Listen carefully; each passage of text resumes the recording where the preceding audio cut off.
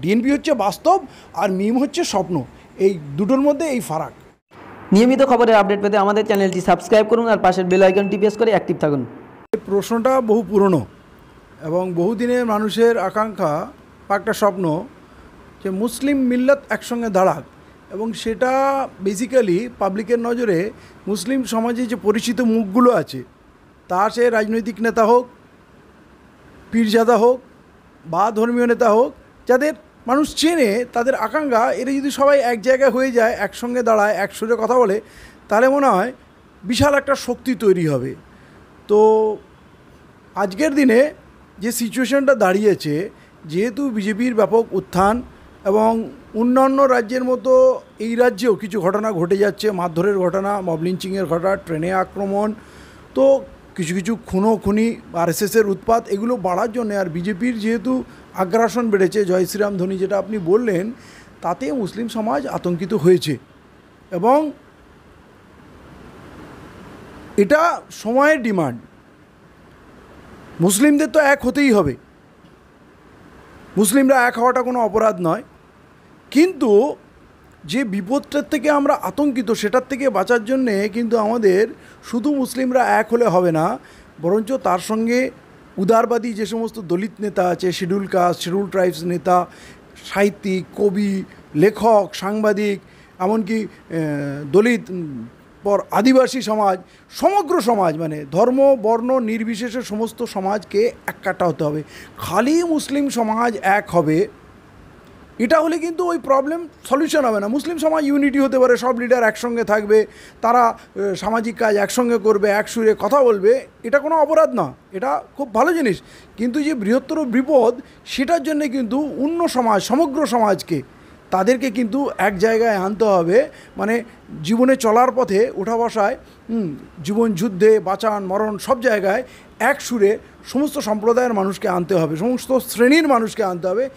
এই প্রচেষ্টা না হলে কিন্তু, খালি মুসলিমরা এক হলে কিন্তু আবার অন্যদিকে একটা ভুল বার্তা যাবে, ওরে মুসলমানরা সব এক হয়ে গেল, তাহলে আমাদের হিন্দুদের মনে হয় সব এক হওয়ার দরকার আছে, কি না কি হয়ে যাবে, এইটা আবার একটা ভুল বোঝাবুঝির জায়গা হতে পারে। এটাও মাথায় রেখে সমস্ত মানুষকে, সমস্ত সোসাইটিকে এক করতে হবে। মিমের প্রতি আকর্ষণ হয়, ডিএনপি ছেড়ে দিচ্ছে, এ বিষয়ে কি বলবেন?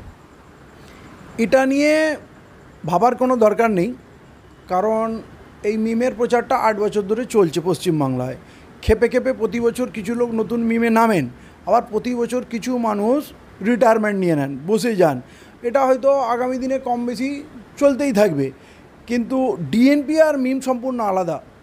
মিম, আপনারা জানেন, মিম সম্বন্ধে আমি বিশেষ কিছু বলবো না। মিম একটা অল্প বয়সী ছেলেদের একটা উন্মাদনা, মুসলিম জাতীয়তাবাদের একটা উন্মাদনা কাজ করছে, তারা এর মধ্যে ব্যাপকভাবে আছে। এবং আমাদের দলে দলিত, মুসলিম, আদিবাসী সমস্ত মানুষের সমান অধিকার।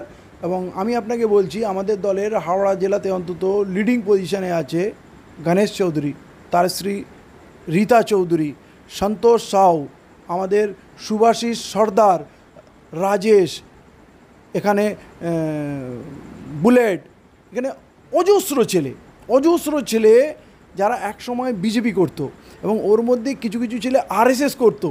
তারা আমার প্রভাবে এসে ডিএনপির কাজের ধরন দেখে, যে বঞ্চিত মানুষ, দলিত মানুষ, একদম ভিখারির জন্যেও যেভাবে আমরা লড়াই করেছি, কাজ করেছি, তারা দেখেছি এরা জাত পাত বিভেদ কিছু মানে না। আজকে তারা আমাদের দলের কিন্তু নেতৃত্ব দিচ্ছে। অতএব এইটা একটা বড় বার্তা। হ্যাঁ, আমাদের এখন নতুন দল, আমরা হাওড়া জেলায় এবং সাউথ 24 পরগনায় কাজ করছি। আর মিমের যে প্রভাব এসছে, তাতে আমাদের সমর্থক কিছু হয়তো মিমে চলে গেছে, এবং আমি নিজে ওদেরকে বলেছি, যার যার মনে মিম সম্বন্ধে আকাঙ্ক্ষা আছে, তারা তোমরা মিমে চলে যাও, কারণ মনে মিমের ভালোবাসা রেখে ডিএনপি করো না। যখন মিমটাকে পুরোপুরি বুঝে নেবে যে হ্যাঁ, মিমটা তুমি করতে পারলে কি পারলে না, যখন তার আলটিমেট রেজাল্টটা তুমি পেয়ে যাবে, তখন তুমি দরকার হলে ডিএনপিতে ফিরে এসো। কারণ ডিএনপি হচ্ছে পশ্চিমবাংলার দল, এরা ডিসিশন নিতে পারে, এরা রাজনীতি করতে পারে, এরা নির্বাচন লড়তে পারে, এরা মানুষের পাশে দাঁড়াতে পারে। এটা হচ্ছে বাস্তব। ডিএনপি হচ্ছে বাস্তব আর মিম হচ্ছে স্বপ্ন, এই দুটোর মধ্যে এই ফারাক।